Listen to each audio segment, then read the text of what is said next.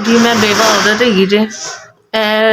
मेरा बेटा जे, ही मेरा सहारा हैगा जे। एनू जिथे पाने असीं काम वास्ते कदी महीने बाद कर देंदे ने, कदी 2 महीने बाद कर देंदे ने। ते हुण ते कम से कम 3 महीने हो गए ने बच्चा घर च फारग बैठा है। बाप हुण सिर ते नहीं गा, सिरे पढ़ा नहीं सकिया ते बच्चा इंज ही मेहनत मजदूरी करदा फिरदा हैगा जे। बेटे ने मशवरा दिता वे कि अम्मी सानूं ते नौकरी कोई नहीं लभदी ते तुसीं मैनूं इंज करो कि खाने पीने दे मैनूं काम शुरू करा दिओ।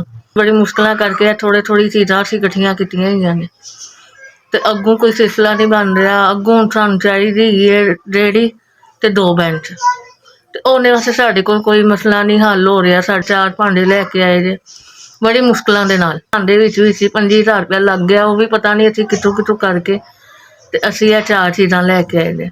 ते अग्गों गुंजाइश नहीं बनदी पई साडी। तुहाडी बहुत मेहरबानी होएगी कि सानूं एक रेहड़ी ते 2 बेंच लै जाओ। बड़ी मुश्किल अगे मेहनत मजदूरियां करके ते मैं अपने बच्चे पाले जे। कोई मेहरबानी करो, इस मेरे बच्चे का कोई सिस्टम सैट हो जाएगा। इसदा घर हैगा वे, आए दिन बिल ही इन्ने आ जाते हैं, कदी करदा पिया। तुहाडी बहुत मेहरबानी, हेल्प करो।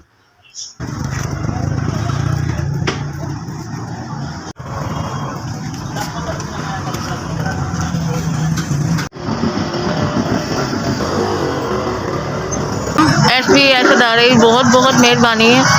उन्होंने तरक्कियां होन, खैर होन तुहाड़ियां, जिन्होंने साड़ी 15,000 की मदद की है, 12,000 की रेहड़ी है, 3,000 रुपया सानूं स्कूलों से मिले हुए। इस अदारे नूं सलामत रखे। बहुत बहुत मेहरबानी तुहाड़ी। 15,000 रुपये की नेकी की साढ़े से मेरे बच्चे का रोजगार बन गया वे, साढ़े घर का रिजक शुरू हो जाएगा। बहुत बहुत मेहरबानी है तुहाड़ी। SBS तुसीं साढ़े से 15,000 रुपये की नेकी की है, तुहाड़ी बहुत बहुत मेहरबानी।